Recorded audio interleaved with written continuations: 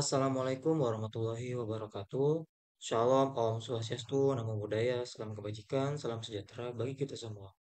Di sini kami akan memaparkan bisnis bisnis kami, yaitu aplikasi penerjemah bahasa isyarat Leseraj.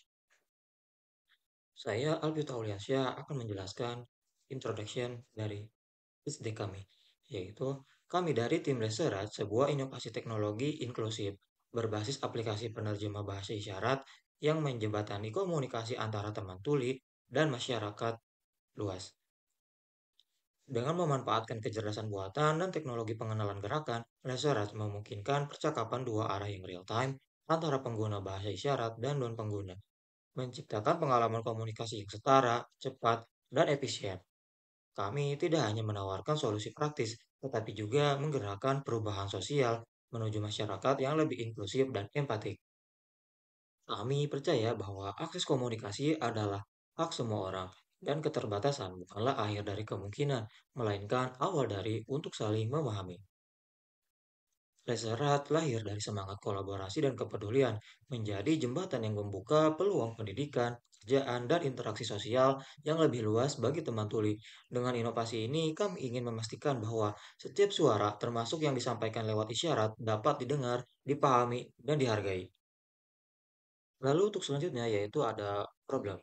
Yang pertama yaitu di Indonesia lebih dari 2,5 juta penyandang disabilitas tuli menghadapi tantangan besar dalam berkomunikasi dengan masyarakat luas karena masih rendahnya pemahaman terhadap bahasa isyarat.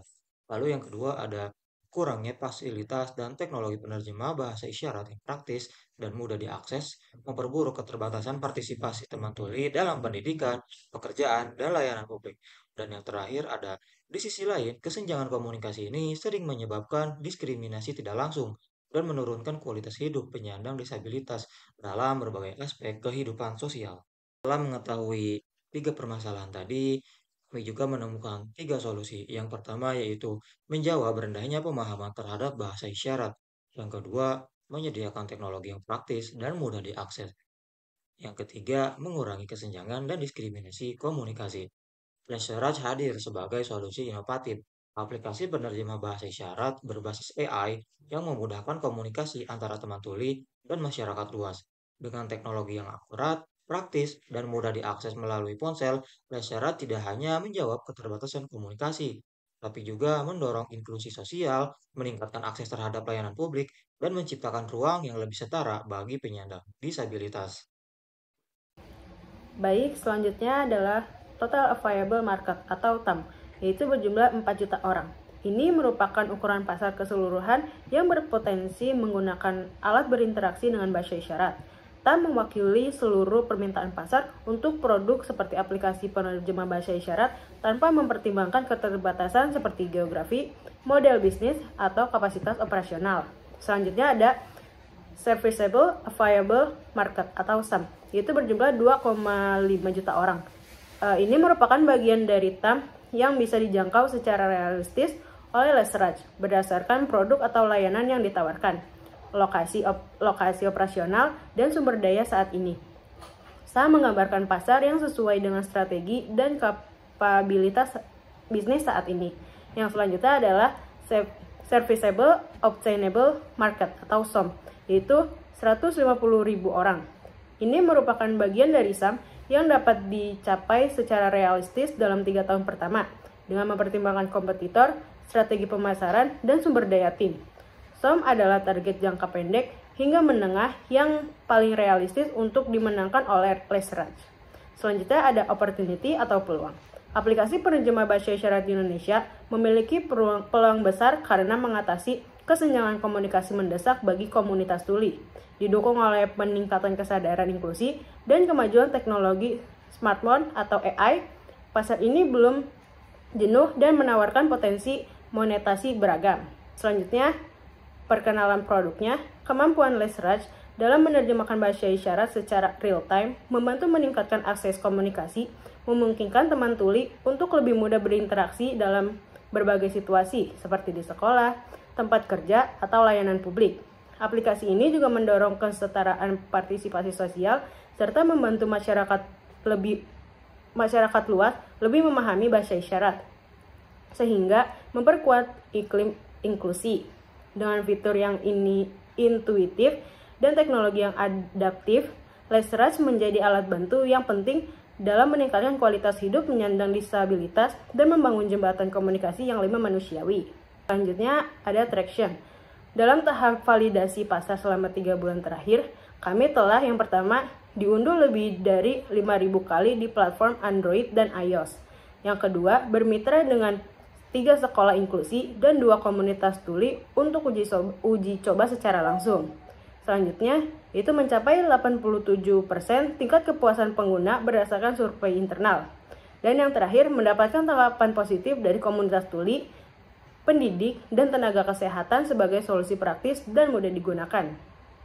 Untuk selanjutnya di sini ada tim kami beranggotakan saya sendiri yaitu Alvito Auliansyah sebagai CEO yang memimpin visi dan strategis bisnis.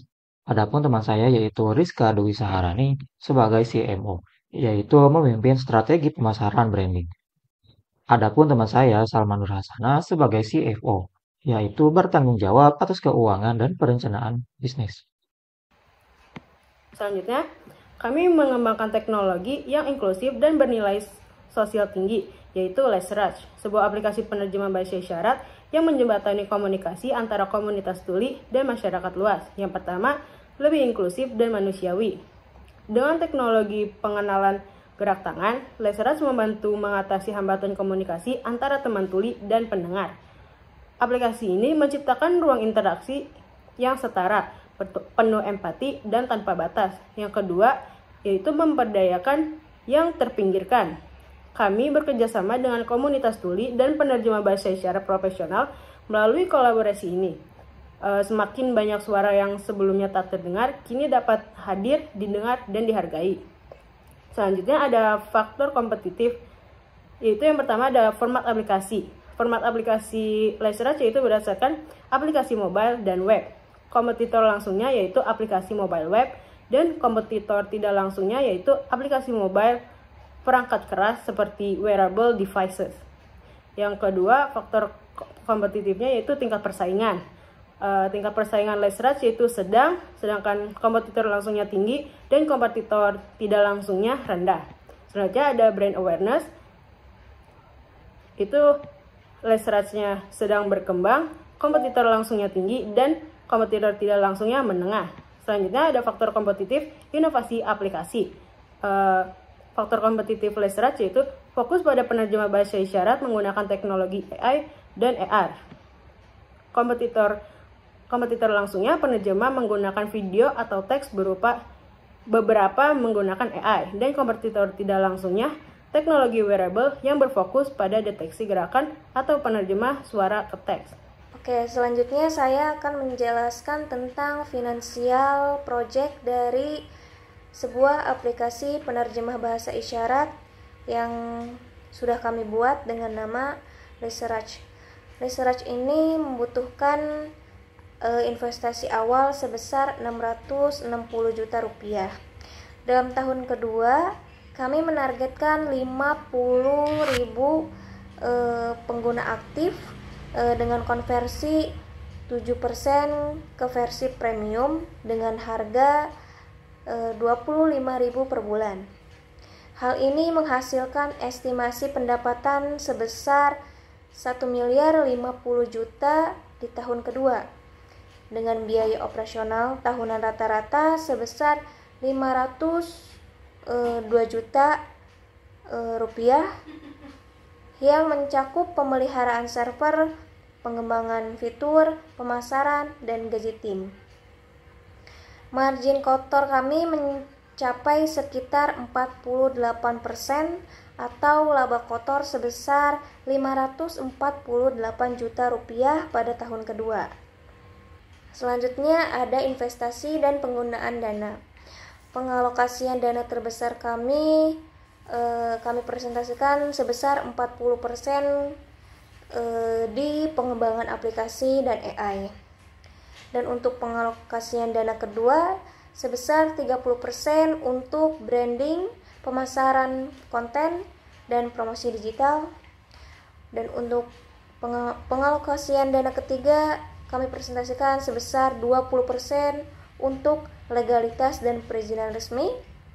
Dan untuk pengalokasian dana terakhir sebesar 10% untuk biaya operasional perusahaan, dan itu sudah mencakup untuk gaji tim.